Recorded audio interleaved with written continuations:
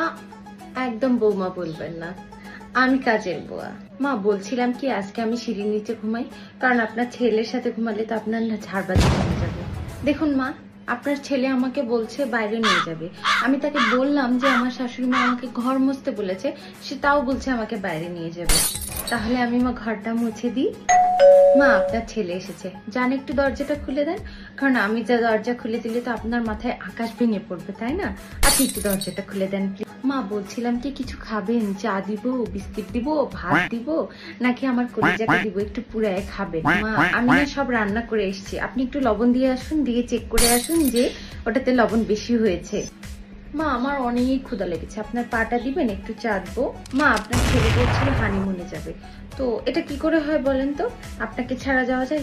আপনি আর আপনার ছেলে যান, আর আমি বাসায় থাকি, আপনারা ঘুরে আসুন। মা বলছি কি পাশের বাসার ওদের ধোয়া কাপড়গুলো নিয়ে আসি, নিয়ে এসে আমি কাপড়গুলো ধুয়ে দিই।